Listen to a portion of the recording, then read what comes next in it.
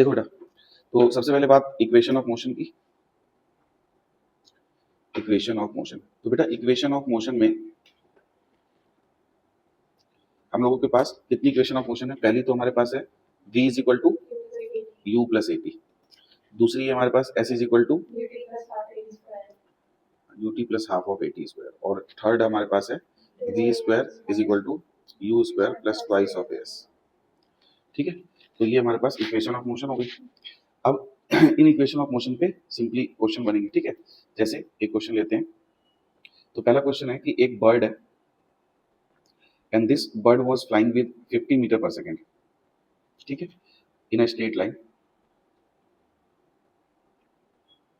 In a straight line. ठीक है, और ये बर्ड जो फ्लाई कर रही थी, आफ्टर सम टाइम, या आफ्टर लिख लेते हैं 5 second, it took a turn to retrace its path, to retrace its path. Find the distance covered before the turn, distance covered before the turn। तो अब कैसे करेंगे इसको, है ना? तो अब इसको देखो, एक ऑब्जेक्ट है जो 50 मीटर पर सेकंड से चल रहा है, तो अगर 50 मीटर पर सेकंड से अगर ये बर्ड चल रहा है 50 मीटर पर सेकंड से, और इसको अपने पाथ को रिट्रेस करना है, तो किसी भी ऑब्जेक्ट को अगर स्ट्रेट लाइन में अपने पाथ को वापस रिट्रेस करना है, तो उसे एक जगह पर रेस्ट पे आना पड़ेगा। किस पे आना पड़ेगा? तो मोमेंटरीली वो रेस्ट पे आएगा। जब वो मोमेंटरीली रेस्ट पे आएगा, इसका मतलब उसकी जो वेलोसिटी है वो चेंज हुई है, तो ये किसी एक्सेलरेशन की वजह से हुई होगी। तो हम लिख सकते हैं v equal to you plus A T. v 0 है, u 50 है, प्लस ए टी। तो a हमारे पास क्या है, निकालना है, और टाइम है 5, तो a आ गया हमारे पास -10 मीटर पर सेकेंड स्क्वायर। अब ये जो -10 मीटर पर सेकेंड स्क्वायर है, इससे हम डिस्टेंस निकाल सकते हैं। तो डिस्टेंस जो कवर होगी वो होगी U T plus half of A T square. तो u into t plus half of a into t square. T कितना है हमारे पास? 5। तो ये आ गया हमारे पास 50, 150, ये 250 माइनस 125, तो 125 मीटर आ जाएगा। तो आई थिंक इसमें कोई दिक्कत नहीं है ना? तो इस तरह के क्वेश्चन हमें बहुत सारे मिलेंगे। अब जैसे सपोज करो कि एक ऑब्जेक्ट है जो कि स्टार्ट करता है रेस्ट से, और रेस्ट से स्टार्ट करके ये 10 मीटर पर सेकेंड स्क्वायर के एक्सेलरेशन से 4 सेकेंड के लिए चलता है, और उसके बाद इसकी acceleration -5 metre per second square हो जाती है। ठीक है, और फिर ये 2 सेकेंड के लिए चलता है और फाइनली रुक जाता है, या 2 सेकेंड के लिए हम ऐसा मान लेते हैं कि ये फाइनली रुक जाता है किसी टाइम के बाद। फाइनली किस पे आ जाता है? रेस्ट पे। तो हमें बताना है कि what is the total time of the journey, total time of journey. ठीक है, और दूसरा हमें क्या बताना है, what is the total distance, total distance journey में इसने कितना डिस्टेंस कवर किया। करोगे? ट्राई करो, अपने अपनी कॉपी पे ट्राई करो। जब इसमें अलग अलग इंटरवल हो तो दोनों इंटरवल के अलग अलग यूज करते हैं। तो इसमें क्या होता है कि एक इंटरवल का जो फाइनल वेलोसिटी है वो सेकंड इंटरवल की इनिशियल वेलोसिटी हो जाएगी। तो सेकंड इंटरवल की क्या हो जाएगी? इनिशियल। तो अगर फर्स्ट इंटरवल की बात करें तो फर्स्ट इंटरवल में u 0 है, एक्सेलरेशन 10 मीटर पर सेकंड स्क्वायर है, टाइम कितना है? 4 सेकंड। ठीक है, तो इस इंटरवल में जो हमारे पास डिस्टेंस कवर होगी वो कितनी होगी बेटे? Half of 80 square. तो वो कितनी आ जाएगी हमारे पास? 80 मीटर। और इस वेलोसिटी को अगर हम देखें तो ये है हमारे पास u प्लस 80, तो ये 40 मीटर पर सेकंड आ जाएगा। अब ये v इस वाले मोशन के लिए क्या है? u है, तो इसका s कितना आ जाएगा? इसका s हो जाएगा v square minus u square upon में ट्वाइस ऑफ ए। इसका v कितना है? 0, u कितना है? 40 इंटू 40 और अपॉन में ट्वाइस ऑफ a। इसका a कितना है? -5, माइनस से माइनस चला गया, 10 से 10 चला गया, कितना आ गया? 160 मीटर। तो 160 मीटर ये और 80 मीटर ये, टोटल डिस्टेंस आ गई हमारे पास। और अगर टाइम देखना है तो इस वाली जर्नी में वेलोसिटी पता है, ये फाइनल वेलोसिटी 0 है, तो 5 8 40, टाइम कितना आ गया? सीधे 8 सेकंड आ गया। तो total time of journey 12 second हो गई। यही आ रहा है आंसर, समझ में आ गया? ठीक है, अगला क्वेश्चन देखते हैं बेटा नीट का। तो नीट का क्वेश्चन क्या रहा है? नीट 2023 का ये क्वेश्चन कह रहा है बेटा कि हमारे पास ना एक बुलेट है और ये गन से फायर की गई है एक rectangular wooden block with velocity u। तो हम एक वुडन ब्लॉक पहले बना लेते हैं। तो इस वुडन ब्लॉक पे बेटा एक बुलेट को फायर किया गया है, और ये बुलेट किसी वेलोसिटी u से आ रही है और ये इससे टकराती है। जब ये बुलेट बेटा इसके अंदर कितने मीटर चली जाती है? 24 सेंटीमीटर। ये इसके अंदर 24 सेंटीमीटर जब चली जाती है अंदर, ठीक, तब क्या होता है, इसकी वेलोसिटी 1/3 हो चुकी होती है, u/3 हो जाती है। तो कह रहा है कि अगर ये फर्दर पेनिट्रेट करे वुडन ब्लॉक के अंदर, ठीक है, in the same direction before coming to rest exactly on the other end, यहां पर निकलने से पहले ये जस्ट रेस्ट पे आ चुकी है, निकलने से पहले जस्ट किस पे आ गई है, रेस्ट पे आ गई है। So what is the total length of the block, हमें बताना है what is the total length of the block. Solve करो, देखो मैं कर रहा हूं, ध्यान से देखो। सबसे पहले हम लोग ये बात करते हैं कि ये जो 24 सेंटीमीटर ये चला है, इसमें क्या हुआ। तो इसके अंदर इनिशियल वेलोसिटी कितनी थी u, और फाइनल वेलोसिटी कितनी थी u/3। तो कुछ एक्सेलरेशन रही होगी, वो हम निकालेंगे। और डिस्टेंस कितनी है 24, तो हम लिख सकते हैं बेटा v² minus u² is equal to twice of as। ठीक, तो v² कितना है, u²/9 माइनस u² बराबर twice of a into S कितना है 24 सेंटीमीटर। तो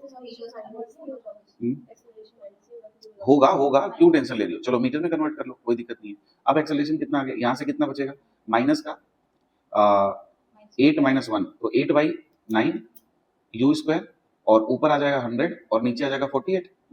ये एक्सेलरेशन आ गई। ठीक, अब इसको सॉल्व नहीं करो, इसको यूज करेंगे आगे के लिए, क्योंकि ये वुडन ब्लॉक सेम है, तो आगे की डिस्टेंस जो x ट्रेवल हुई है उसमें भी तो यही एक्सेलरेशन होनी चाहिए। अब अगली डिस्टेंस के लिए फाइनल वेलोसिटी कितनी है, 0 है, बोलो हाँ या ना। इनिशियल वेलोसिटी कितनी है, u/3 है, और एक्सेलरेशन कितनी है जो हमने ऑलरेडी यूज कर ली है, और ये है कितनी, u² इंटू 100/9 इंटू 8 6 48 लिख सकते हैं। तो अब इसके लिए हम लोग डिस्टेंस निकालते हैं, तो इसके लिए डिस्टेंस होगा 0 माइनस u²/9 अपॉन में ट्वाइस ऑफ a की वैल्यू है u²/9 इंटू 100/6। ठीक है, और ये भी माइनस का है, माइनस u²/9 से माइनस u²/9 चला गया, हमारे पास क्या आया, हमारे पास आया 1/1, और इसको पलट देंगे तो 6/200। आंसर क्या क्या आ रहा है तुम लोग का, 27। हाँ तो सही तो आ रहा है यार, ये मेरा 3 सेंटीमीटर आ रहा है, और ये पूरा लेंथ पूछा है ना, तो पूरी लेंथ तो 24 सेंटीमीटर प्लस 3 सेंटीमीटर, तो ये आ जाएगा 27 सेंटीमीटर। डन, चलो आगे बढ़ते हैं नेक्स्ट क्वेश्चन। ये क्वेश्चन भी अच्छा क्वेश्चन है। क्वेश्चन कह रहा है a particle start from rest, तो कोई ऑब्जेक्ट है जो रेस्ट से स्टार्ट कर रहा है एंड विद कांस्टेंट एक्सेलरेशन, इसके पास कोई कांस्टेंट एक्सेलरेशन है। कह रहा है it's velocity after t second is v, तो t सेकंड के बाद at t is equal to t, at t is equal to t second इसकी वेलोसिटी v है। तो what is the displacement of the particle in last 2 second, displacement of particle in last 2 second, बहुत बढ़िया question है। In last 2 second of getting this velocity v, करिए try करिए, शाबाश। Option दे दूं, ऑप्शन दिए हुए हैं v/t into t minus 1, B दिया हुआ है 2v/t इंटू t प्लस 1, सी दिया हुआ है 2v/t into t minus 1, and D दिया हुआ है बेटे 2v/t इंटू में t माइनस 2। कुछ बन रहा है, चलो मैं करता हूं। देखो जब भी ऐसे क्वेश्चंस आए जिसमें ऐसे लास्ट 2 सेकंड लास्ट 1 सेकंड ऐसा कुछ बोला हो, तो मोशन को इंटरवल्स में ब्रेक करो। लास्ट 2 सेकंड बोल रहा है, यानी कि ये वाला इंटरवल तो 2 सेकंड का है, और पूरा टाइम कितना है t, तो ये वाला इंटरवल t माइनस 2 का होगा। यहाँ पे u 0 है और यहाँ पे एक्सेलरेशन a है, तो अगर यहाँ पे एक्सेलरेशन a है तो यहाँ पे वेलोसिटी कितनी रही होगी, a इंटू t माइनस 2, बोलो हाँ या ना। और यहाँ पे वेलोसिटी v है, बोलो हाँ या ना, और यहाँ पे एक्सेलरेशन है a। तो मैं इस लास्ट वाले इंटरवल के लिए लिख सकता हूँ फाइनल वेलोसिटी बराबर इनिशियल वेलोसिटी, इनिशियल वेलोसिटी है a into t minus 2 into acceleration, sorry plus acceleration और इंटू टाइम, और ये टाइम 2 सेकंड है। तो यहाँ से v की वैल्यू आ गई 80 minus 2a plus 2a, 2a से 2a चला गया, और v की वैल्यू कितनी आ गई, 80 आ गई। v की वैल्यू कितनी आ गई, 80। ये बात समझ में आ गई हमें, ये कौन सा v है, ये जो ये फाइनल वाला v है। ठीक, ये तो हमारा u है। अब इस मोशन में हमें क्या चाहिए बेटे, इस मोशन की डिस्टेंस, तो इस मोशन की डिस्टेंस हम लोग लिख सकते हैं s is equal to u, u की वैल्यू कितनी है, u ये है हमारा, तो u या हम v² minus u² twice of a से भी लिख सकते हैं। तो टाइम नहीं यूज करना पड़ेगा, बट टाइम हमारे पास 2 है तो अच्छा है ना, हम इसी को यूज कर लेते हैं। तो u कितना है, u है 80 माइनस 2 है, तो u इंटू t, तो t करोगे तो ये भी 2 से मल्टीप्लाई हो जाएगा, और ये भी, ये ut लिख दिया हमने, प्लस हाफ ऑफ a तो ऐसे ही रहेगा इंटू t² 4 बन जाएगा, तो ये बना 2 है। यहां से आया 280 और माइनस यहाँ से कितना आ रहा है, यहाँ से कितना आ रहा है माइनस 4a, और यहाँ से 2a, तो ये हमारे पास कितना आ रहा है 2at माइनस 2a। ठीक है, और हमें आंसर v के टर्म्स में लेकर के आना है। तो अगर हमें आंसर v के टर्म्स में लेकर के आना है v बराबर 80 है, तो इसको हम ऐसे लिख दें अगर कि 2v माइनस 2a, ठीक। तो यहां से हम लोग लिख सकते हैं 2a कॉमन ले लेते हैं, है ना, ये 2v कॉमन लें, यहाँ से t गायब हो रहा है ना, हमारी इक्वेशन में t आना चाहिए, कुछ t+1 या 2t-1 ऐसा कुछ। किसी ऑप्शन में अगर हम v 80 रख दें तो हमारे पास कौन सा ऐसा ऑप्शन बन रहा है, देखो v की जगह 80 रख दें तो यहाँ पे बनेगा at-1, तो ये तो नहीं बन रहा है, 280 - 2a बनना चाहिए। तो अगर हम यहाँ पे 80 रख दें तो 2at - 2a ये वाला बनेगा थर्ड ऑप्शन, क्योंकि देखो थर्ड ऑप्शन में 2v/t और t-1 दिया है, अगर हम v की जगह 80 रख दें तो ये बनेगा 2at/t इंटू t-1, और t से t चला जाएगा तो 2at जो हमारा आ रहा है माइनस 2a जो हमारा आ रहा है। इसका मतलब हमारा third option by putting the values हम थर्ड ऑप्शन बता सकते हैं। यहाँ ut तो u ये इंटू 2 सेकंड से मल्टीप्लाई कर दिया, तो ut plus half of at square. अच्छा क्वेश्चन था ना, हाँ। तो ये डी सेक्शन में बढ़िया क्वेश्चन होते हैं, सी डी ट्राई करो। चलो अब हम बात करते हैं मोशन अंडर ग्रेविटी की। तो मोशन अंडर ग्रेविटी में हमें क्या ध्यान रखना है, दो चीजें ध्यान रखनी है। सबसे पहली चीज तो हमें यह ध्यान रखनी है कि मोशन को पढ़ते वक्त आप एक डायरेक्शन को ही पॉजिटिव मानो और एक डायरेक्शन को ही नेगेटिव मानो। तो सबसे पहले हम लोग पढ़ते हैं फ्री फॉल का केस। तो जो फ्री फॉल होता है बेटे, फ्री फॉल में अगर हम किसी ऑब्जेक्ट को गिराते हैं, है ना, तो मान लीजिए हमने किसी ऑब्जेक्ट को गिराया, तो जब हम किसी ऑब्जेक्ट को ड्रॉप करते हैं तो उसकी इनिशियल वेलोसिटी क्या ले लेते हैं, 0। और क्योंकि ये नीचे जा रहा है तो हम नीचे वाली डायरेक्शन को क्या मान लेते हैं, पॉजिटिव। तो ये जो डिस्टेंस कवर करेगा, ये जो हाइट कवर करेगा, यही हमारा s हो जाएगा। s हो गया प्लस h, और नीचे की तरफ ही इसके पास क्या लग रहा है, g लग रहा है, तो इसका मतलब एक्सेलरेशन भी क्या ले लेंगे, प्लस g, ठीक। जब हम इसको सॉल्व करते हैं तो distance travel h = half of gt square simply. तो यहाँ से टाइम आ जाता है हमारे पास, टाइम क्या आता है बेटो, हाफ ऑफ या √2h/g। This is the time taken by a ball to reach the ground, या कोई भी object to reach the ground. तो this is the time to reach the ground, पहले तो हमें यही याद रखना है, टू रीच द ग्राउंड। अब ये किस वेलोसिटी से ग्राउंड पे स्ट्राइक करेगा, तो ये वेलोसिटी फाइनल v है, और v = u + at होता है, या v² = u² + twice of as। u 0 है तो twice of a s, s की वैल्यू h है, तो v की वैल्यू कितनी आ गई बेटे, v = √2gh। दूसरी चीज है हमारे पास क्या बेटा, जब हम बॉल को अपवर्ड मोशन कराते हैं तो अपवर्ड, या हम बोल सकते हैं ball throne upward, ball thrown vertically upward,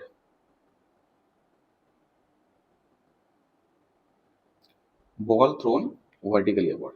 तो बताओ, ये तुम्हें लर्न होगा। अगर बॉल को हम ग्राउंड से फेंक रहे हैं बेटा, और इसको हम ऊपर की तरफ फेंक रहे हैं किसी स्पीड u से, तो अब हम कौन सी डायरेक्शन को पॉजिटिव मान लेंगे, ऊपर वाली को। तो अब आपकी एक्सेलरेशन नेगेटिव हो जाएगी, बोलो हाँ या ना। तो इस बॉल को ऊपर जाने में कितना टाइम लगता है, t अप u/g, और इसको वापस नीचे आने में कितना टाइम लगता है, u/g, ठीक है। तो इसको टोटल टाइम ऑफ फ्लाइट कितना मिल जाता है, 2u/g, है ना बेटा, कितना मिल जाता है, 2u/g। Total time of flight हो गया 2u/g। जब ये बॉल ऊपर जाती है तो ये कितनी ऊपर पहुंचती है बेटे, h = u²/2g, h = u²/2g। तो हमें ये भी याद रखना है, ये इंपॉर्टेंट पॉइंट है कि ये इतनी ऊपर पहुंचती है इस टाइम। अब बताओ बेटा, जब ये बॉल ऊपर जा करके वापस नीचे आती है तो ये किस वेलोसिटी से ग्राउंड पे स्ट्राइक करती है, u से ही राइट किससे स्ट्राइक करती है, u से ही स्ट्राइक करती है। तो ये टाइम है total time to reach the ground.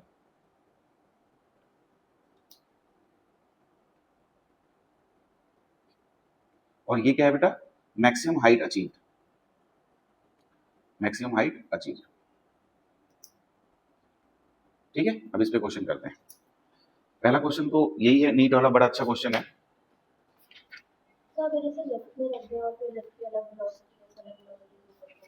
वो तो फिर रिलेटिव वेलोसिटी का केस है, अगर लिफ्ट विफ्ट में रख दोगी ना, वो तो बेटा रिलेटिव वेलोसिटी का केस है, वो अभी करेंगे, ठीक है। चलो, तो अब इसमें बच्चों वाले क्वेश्चन नहीं करा रहा हूँ, सीधे बढ़िया क्वेश्चन पे जा रहे हैं हम लोग, ठीक। चलो, तो एक क्वेश्चन वैसे तो ये इजी है, लेकिन क्योंकि नीट का है इसलिए देख रहे हैं। तो नीट 2023 क्वेश्चन क्या कह रहे हैं बेटा, a horizontal bridge is built across a river, a student standing on the bridge throws a small ball vertically upward. अच्छा देखो, अब ये ब्रिज है और रिवर यहाँ कहीं है, अब ब्रिज से आपने बॉल को फेंका है, कहाँ पे फेंका है? 4 मीटर पर सेकंड फेंका है ऊपर की तरफ, और कह रहा है कि बॉल जो है ये ऊपर जाकर के नीचे वापिस आ रही है और नीचे वापिस आ रही है, और जब टकरा रही है पानी से तो कितना टाइम हो चुका है? 4 सेकंड हो चुके हैं। तो बताइए ब्रिज जो है वो वाटर सरफेस से कितना ऊपर था? करिए जो ब्रिज है वाटर सरफेस से कितना ऊपर था? हमें ऐसे सोचना है कि जब भी ऐसा क्वेश्चन है, आप ये देखो आपको फाइनली किधर पहुंचना है? नीचे। तो हम नीचे की डायरेक्शन को पॉजिटिव मानेंगे। जब नीचे की डायरेक्शन को पॉजिटिव माना तो आपकी डिस्प्लेसमेंट कितनी होने वाली है? Plus H. आपकी एक्सेलरेशन कितनी होने वाली है? प्लस जी।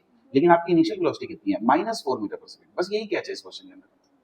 ठीक, आपको टाइम कितना लग रहा है? 4 सेकंड। आंसर आ चुका है, इधर देखिए, h is equal to ut, u into t plus half of a into t square. Ladies and gentleman, answer is -4 और 4 16 और 16 × 128।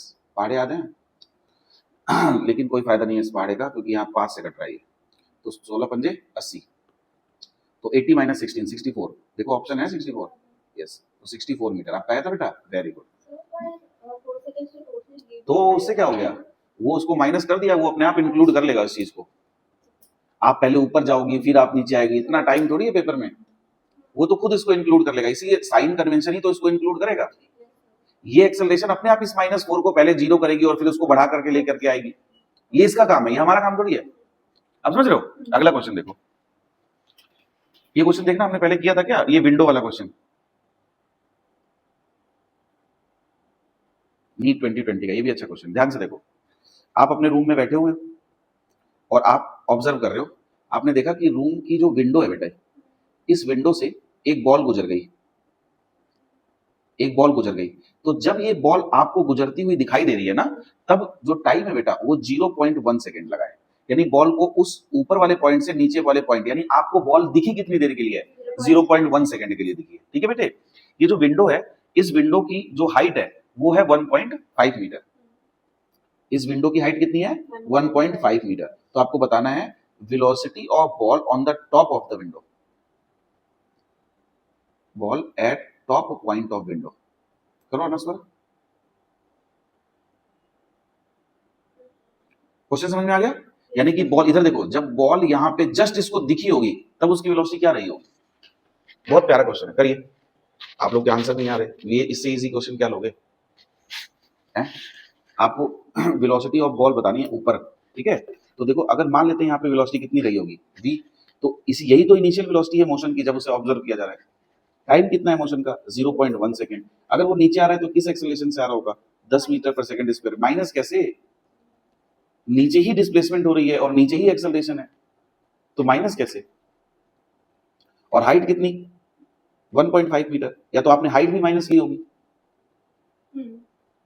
तो फिर v भी माइनस लिया होगा।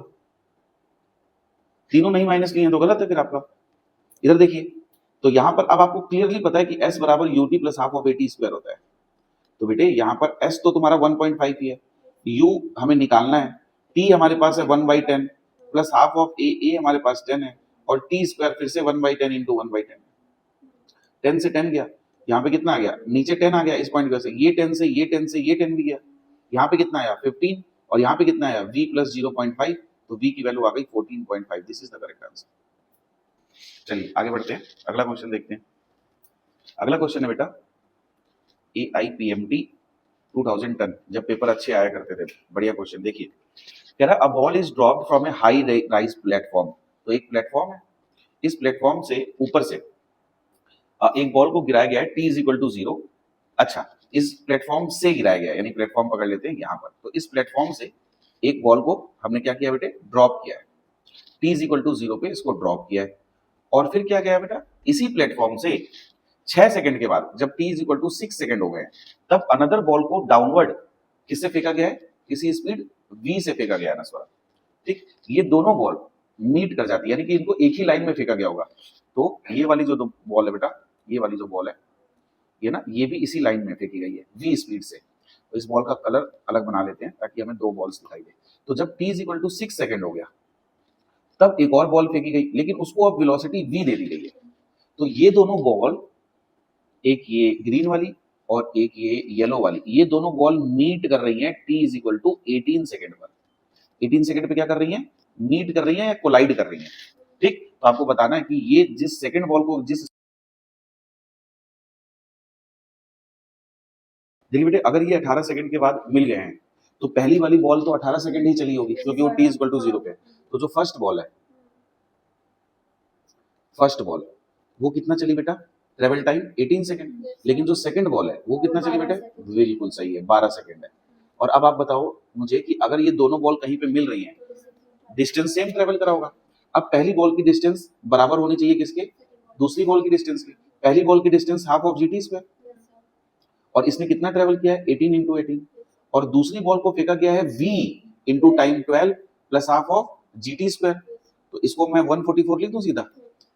अब हाफ जी यहाँ पर है और हाफ जी यहाँ पर है, तो यहाँ पर देखो हाफ जी को अगर कॉमन ले लूं तो यहाँ पे 18 इंटू 18, 18 इंटू 18 कितना होता है, 16 16 256 होता है ना। तो 18 18 324 होगा मेरे ख्याल में, 324 minus 144, this is equal to 12v। तो यहां से माइनस करो कितना आ जाएगा, ये आ गया 5 और ये आ गया 4 में से 4 गया 0 और 32 में से 14 जाएगा कितना बचेगा, बचेगा 18, 18 4 22 ठीक है। तो 18 बच जाएगा 180 बराबर 12 इंटू वी, 12 15 180, 15 25 75, तो वी बराबर 75 मीटर पर सेकंड। यही आ रहा है अनुस्वरा? हम क्या ये भी निकाल सकते हैं कि ये कहाँ मिले होंगे, कहाँ मिले होंगे, किस जगह पे मिलेंगे, निकाल सकते हैं, ये इसी जगह पे मिले होंगे 324 इंटू 5। बोलो हाँ या ना बेटा। अब जो मैं क्वेश्चन कराने जा रहा हूँ ये क्वेश्चन, इस क्वेश्चन को कंसेप्ट की तरह लो और इस एक क्वेश्चन से कम 10 क्वेश्चन पेपर में बन के आ सकते हैं, ठीक है। वेरी वेरी इंपॉर्टेंट क्वेश्चन क्या है, ध्यान से समझना, पहले समझ लो फिर लिखना। हमारे पास एक बॉल है जिसको हमने किसी वेलोसिटी u से फेंक दिया बेटे, तो ये बॉल ऊपर गई है और फिर नीचे आई होगी। तो बेटे जब ये बॉल ऊपर गई और नीचे आई तो कोई हॉरिजॉन्टल लेवल होगा जिसे हम p बोल रहे हैं, कोई हॉरिजॉन्टल लेवल है जिसे हम p बोल रहे हैं। इस हॉरिजॉन्टल लेवल से बॉल 2 बार क्रॉस की होगी, एक बार जाते समय और एक बार आते समय, ठीक है। कंसेप्ट समझ में आया? जब बेटा इसको t इज इक्वल टू 0 पे फेंका गया था और जब ये पहली बार p को क्रॉस कर रही थी जाते समय, तब घड़ी में समय हो चुका था t1, और जब ये वापिस आते समय p पे पहुंची तब घड़ी में समय हो चुका था t2, ठीक। तो हमें बताना है फाइंड, क्या क्या हमें बताना है, पहली चीज स्पीड ऑफ प्रोजेक्शन, u की वैल्यू क्या है, स्पीड ऑफ प्रोजेक्शन। दूसरा हमें बताना है बेटा हाइट ऑफ पॉइंट p, ये जो पॉइंट है जिस पॉइंट पे ऐसा हो रहा है इस पॉइंट p की हाइट क्या है। तीसरा हमें बताना है velocity of the object at point p। चौथा हमें बताना है what is the h maximum reached by the particle, ये जिस पॉइंट तक मैक्सिमम गया होगा उसका हाइट क्या है। और पांचवा हमें बताना है height reached by the ball above the point p। वो तो कोई बड़ी बात नहीं हो, तो हम इसमें से ये माइनस कर देंगे। अपन ये 4 चीजें कैलकुलेट करते हैं जो ज्यादा इंपॉर्टेंट है, बहुत ही ब्रिलियंट क्वेश्चन है, ध्यान से समझना। ये आप लोगों के टेस्ट सीरीज में, फाइनल टेस्ट सीरीज में आ सकता है, बहुत ही बढ़िया क्वेश्चन है और नीट में तो आ ही सकता है। देखें इसको, चलो क्या कर सकते हैं, फ्लिप नहीं, खुद करने में ज्यादा टाइम लग जाएगा, अभी ध्यान से सुन लो। तो करें इसको। तो देखो बेटा जब ये पार्टिकल यहां से यहां पहुंचा तब टाइम था t1, है ना। और जब ये पार्टिकल यहां से घूम के वापिस अपनी जगह पे आ रहा होगा तब ये टाइम हो गया t2। अब मुझे बताओ, ध्यान से समझना, इसमें कंसेप्ट क्या यूज हो रहा है। अगर कोई पार्टिकल 4 सेकंड में अपनी मैक्सिमम हाइट पे पहुंच जाता है तो वापस कितनी देर में आ जाता है, 4 सेकंड में। बोलो हाँ या नहीं, है ना। इसका मतलब क्या है कि कोई पार्टिकल अगर p पॉइंट तक t1 टाइम में पहुंचा होगा तो p से नीचे आने में तो कितना टाइम लगा होगा। अगर p पॉइंट तक t1 में पहुंचा होगा तो p से नीचे आने में कितना टाइम लगा होगा, वो तो उतना ही लगा होगा t1। तो p से नीचे आने में तो टाइम कितना लगा है वो हमें पता चल रहा है इससे, और एक्चुअली p तक जाने में कितना टाइम लगा था t2।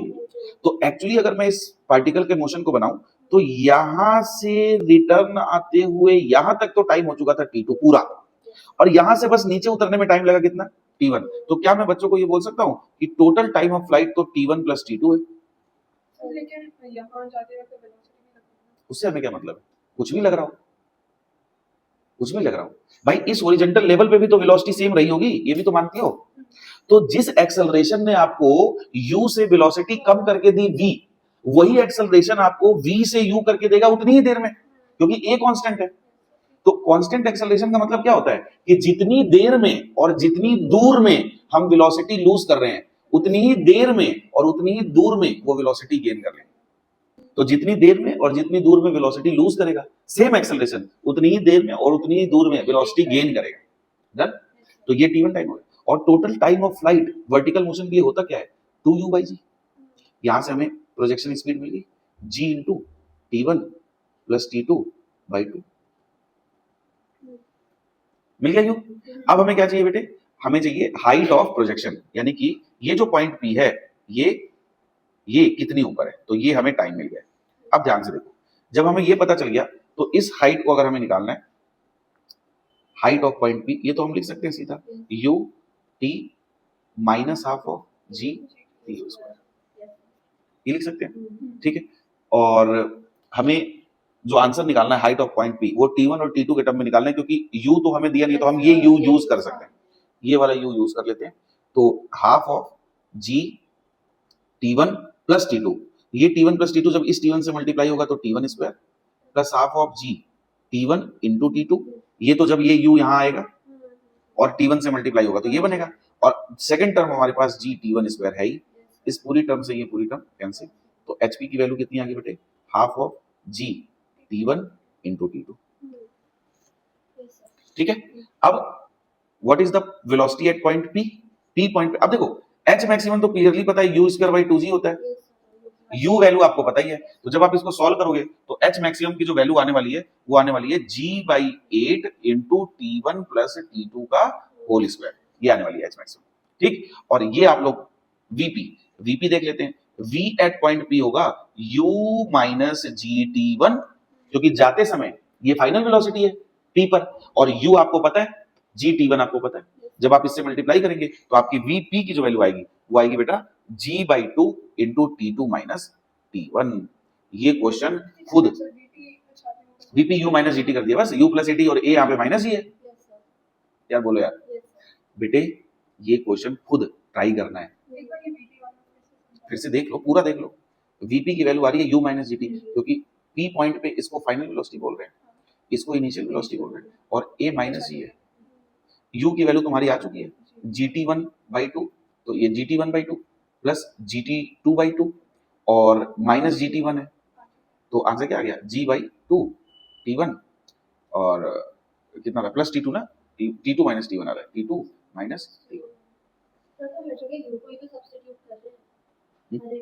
हाँ, इसीलिए पहले u निकाला है ताकि u को सब्स्टिट्यूट करके बार बार ये चीजें निकाली जा सके। अब इस क्वेश्चन का फायदा क्या है, इस क्वेश्चन का फायदा ये है कि कल को तुमसे कोई बोले कि बेटा हमने एक पार्टिकल को ऊपर फेंका था और इस पार्टिकल को जब हमने फेंका किसी वेलोसिटी से तो ये किसी सेम लेवल वाले पॉइंट P पे 4 सेकंड में पहुंच रहा है और फिर 6 सेकंड में पहुंच रहा है, तो what is the time, 10 second. What is the initial speed, g/2 into 10 second, ये तो लिखा था हमने, देखो g/2 into t1 plus t2, तो ये कितना आ गया 5g यानी 50 मीटर पर सेकंड से फेंका है। जैसे ही u पता चल गया आप इसके बारे में कुछ भी निकाल सकते हो, जैसे ही u पता चल गया इसके बारे में कुछ भी निकाल सकते हो, बोलो हाँ या ना। ये बढ़िया क्वेश्चन था। अगला जो कंसेप्ट है वो है एयर रेजिस्टेंस का। अभी तक तो हमारे पास एयर रेजिस्टेंस नहीं था, अब आ जाएगा एयर रेजिस्टेंस, है ना। ये तुम लोग ट्राई करो अपने आप, फिर मैं बताऊंगा, ये तुम लोग कर लोगे। किसी बॉल को हमने फेंका है किससे बेटा, इनिशियल वेलोसिटी u से, ठीक। तो ये कह रहा है कि अगर एयर रेजिस्टेंस की वजह से जो रिटार्डेशन प्रोड्यूस हो रही है, जो क्या प्रोड्यूस हो रही है, रिटार्डेशन, वो कितनी है, a मान रहे हैं ये, ठीक है। और टाइम ऑफ एसेंट को क्या मान रहे हैं, टाइम ऑफ एसेंट ऊपर जाने का समय t1 और नीचे आने का समय डिसेंट, तो डिसेंट का जो समय है वो क्या है बेटे t2। अब ये तो क्लियर है ना तुम लोगों को कि t1 और t2 सेम नहीं होंगे। अब लॉजिकली सोच के बताओ t1 बड़ा होगा या t2 बड़ा होगा, ऊपर जाने में ज्यादा समय लगेगा या नीचे आने में। वाह वाह वाह वाह वाह, जब तुम स्विमिंग करती हो और लेफ्ट से राइट जाती हो तो पानी किधर फोर्स लगाता है, और जब तुम राइट से लेफ्ट जाओगे तो एयर रेजिस्टेंस तो अपनी डायरेक्शन बदलता रहेगा, जी एक ही तरफ है, करो जी एक तरफ है, तो एक बार एयर रेजिस्टेंस उसको सपोर्ट करेगा, अपोज करेगा, करो।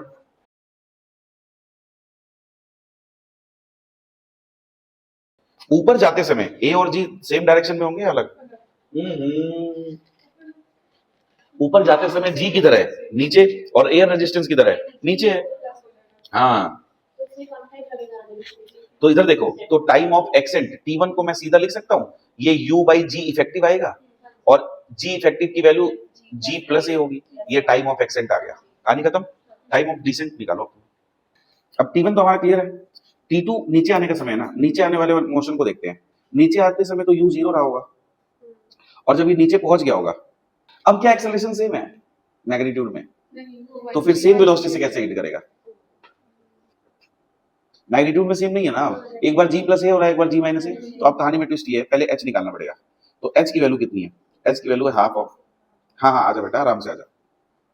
एच की वैल्यू होगी v square minus u square upon में ट्वाइस ऑफ जी इफेक्टिव, और जी इफेक्टिव है ऊपर जाते समय जी प्लस ए। वो फिर तो वो टी तो रखेगी ना बाद में, तो अपन सीधे ऐसे लगा देना, वी जीरो है ना। तो ये आ गया यू स्क्वायर अपॉन में, और ये जी इफेक्टिव नीचे की तरफ है इसलिए माइनस होगा, तो 2 इंटू जी प्लस ए, ये एच आ गया। और यही एच तो नीचे आते समय भी होगा। तो अब नीचे आने वाले मोशन का देखो, डिसेंट का। डिसेंट में हमारा यू कितना है? शून्य बटे सन्नाटा। एच कितना है? U square by 2 g plus a. और नीचे आते समय फिर इसकी वेलोसिटी क्या रही होगी? नीचे, अच्छा ए कितना रहा होगा? ए नीचे आते समय जी माइनस ए रहा होगा, लेकिन नीचे की डायरेक्शन में रहा होगा तो वो प्लस ही लेंगे क्योंकि एच प्लस मान रहे हैं नीचे की तरफ। तो अब हमारे पास होगा वी स्क्वायर बराबर u square plus twice of a की वैल्यू है g minus a into h की वैल्यू है यू स्क्वायर अपॉन में twice of g plus a. तो नीचे गिरते समय ये वेलोसिटी रही होगी। ये वेलोसिटी कितनी आ जाएगी जरा देखें, तो ये आ जाएगी ट्वाइस ऑफ, 2 से 2 तो कट गया, ये आ जाएगी यू स्क्वायर इंटू में जी प्लस ए अपॉन में जी प्लस ए, उल्टा लिख दिया मैं कुछ, फिर से लिखते हैं v square is equal to you square g minus a upon में जी प्लस ए।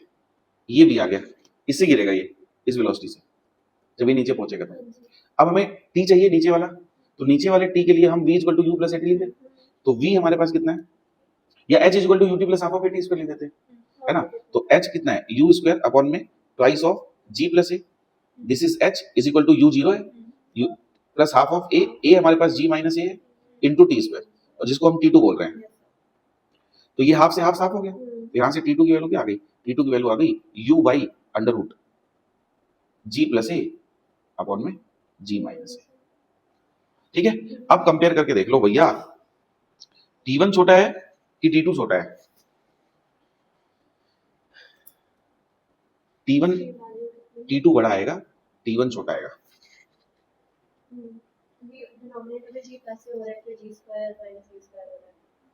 हाँ, यहाँ पे g प्लस ए माइनस जी माइनस है तो जी स्क्वायर, हाँ बिल्कुल टाइम इंक्रीज हो जाएगा, तो T2 जो है वो बड़ा हो जाएगा और T1 जो है वो छोटा हो जाएगा। तो ये बात तो हमें लर्न रख लेनी है कि भैया ऐसा होता है। ये बात भी हमें लर्न रख लेनी है कि ये वेलोसिटी होती है, यानी फाइनल वेलोसिटी तुम्हें ऐसे लिखवा दूं मैं कि v की वैल्यू जो होती है वो कितनी आ जाती है? v की वैल्यू जो होती है वो कितनी आ जाती है? वो आ जाती है u under root ji minus a upon में जी प्लस। ये आ गया एयर रेजिस्टेंस का केस।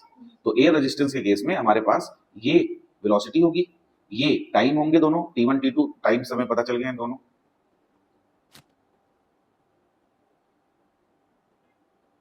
और हमारे पास ये भी पता चल गया कि T2 बड़ा होगा T1 से। Is it okay? अब फाइनली कुछ इंपॉर्टेंट पॉइंट्स हैं जो इन्होंने ये लिख के दिए हुए हैं। एक तो अगर फ्री फॉल हो रहा है तो फ्री फॉल के केस में u जीरो रहता है। अगर u जीरो रहता है तो v equal to you plus A t होगा, तो किसी भी टाइम पे जो वेलोसिटी होगी वो टाइम के प्रोपोर्शनल होगी। h is equal to U T plus half of A T square होगा, या v square is equal to you square twice of a होता है। v की वैल्यू अंडर रूट h पे भी डिपेंड करेगी, जितनी हाइट से होगी रहेगा, ठीक है। और जो डिस्टेंस होगी वो डायरेक्टली प्रोपोर्शनल किसके होगी? टी स्क्वायर के। इसीलिए जो पहले सेकंड में, दूसरे सेकंड में, तीसरे सेकंड में जो डिस्टेंस होगी वो 1:4:9 होगी। लेकिन अगर nth सेकंड के लिए बोलेंगे, किसके लिए बोलेंगे? nth सेकंड के लिए, यानी कि ratio of the first to the second to the third, तो डिस्टेंस का रेशो हो जाएगा h1 is to h2 is to h3 and that is 1 is to 3 is to 5। क्यों? क्योंकि s nth के लिए जो प्रोपोर्शनैलिटी आ जाएगी वो 2n-1 होगी, इसलिए 2 1 2 -1 1, 2 2 4 -1 3, 2 3 6 -1 5। Galileo's law of odd number, जिसे हम लोग लॉ ऑफ ऑड नंबर भी कहते हैं। ठीक है। फाइनली जो हम लोगों का बॉल हम लोग प्रोजेक्ट करते हैं, उस बॉल के लिए जो हमारे ग्राफ्स होते हैं, है ना, अगली क्लास में ग्राफ पूरा कराऊंगा, बट अभी सिर्फ इस वाले का ग्राफ लिख रहे हैं हम लोग, graph for a ball thrown vertically upward, thrown vertically upward. तो बेटा देखो, थोड़ा सा समझाने की भी कोशिश करता हूं कि ये कैसे बनता है। सोचिए, देखो, एक्सेलरेशन कांस्टेंट है, वो ऊपर जा रही है चाहे नीचे आ रही है, और एक्सेलरेशन की डायरेक्शन हमेशा नीचे की तरफ है। तो अगर मैं 80 ग्राफ बनाऊं, तो 80 ग्राफ तो कोई कोई भी समझ लेगा, नीचे की तरफ होगा जी, होगा माइनस जी, ये 80 ग्राफ है किसी भी टाइम के साथ। अब अगर एक्सेलरेशन नेगेटिव है, तो पूरे टाइम में वेलोसिटी टाइम का स्लोप कैसा रहा होगा? नेगेटिव, क्योंकि वेलोसिटी टाइम का स्लोप ही एक्सेलरेशन है। a is equal to what? dv by dt. So slope of velocity time curve is acceleration, and if acceleration is negative for the whole time, it means the slope of velocity time curve is negative for the whole time. And if it is negative, slope is negative, this means the theta is greater than 90 degree in anti-clockwise direction. तो पूरे journey के लिए जो velocity है उसका slope जो है वो क्या रहेगा? ये वेलोसिटी टाइम ग्राफ हो गया, ठीक है, ये velocity. Now what is the speed time graph? Speed can not be negative, पिछली क्लास में पढ़ाया था। तो जो वेलोसिटी टाइम ग्राफ होता है, अगर हम उसी से स्पीड टाइम ग्राफ बनाना चाहते हैं, तो बस जो नेगेटिव वाला पार्ट है उसको कहां ले जाते हैं? ऊपर ले जाते हैं। बोलो हाँ या ना? तो आपका ये स्पीड टाइम ग्राफ हो गया। ज्यादा स्मार्ट बन गए, ये स्पीड टाइम ग्राफ, यानी इसी ग्राफ को फोल्ड कर दिया ऊपर की तरफ। अब आपको बस एक ग्राफ अभी फिलहाल के लिए याद कर लेना है कि इसका डिस्प्लेसमेंट टाइम ग्राफ जो होगा वो ये होगा। क्या इस डिस्प्लेसमेंट टाइम ग्राफ को हम डिस्टेंस टाइम ग्राफ भी कह सकते हैं इसका? क्यों? Distance can not be decrease, लोग नहीं, distance can not be decrease, इसलिए डिस्प्लेसमेंट टाइम ग्राफ है। अगली क्लास में सिखाऊंगा कि डिस्प्लेसमेंट टाइम ग्राफ ये कैसे बन रहा है, ठीक है। अगली पूरी क्लास ग्राफ के लिए होगी, और फिर रिलेटिव वेलोसिटी 1D, ठीक है। तब तक आप लोग कल का टेस्ट दो और कल के टेस्ट में नंबर लेके आओ।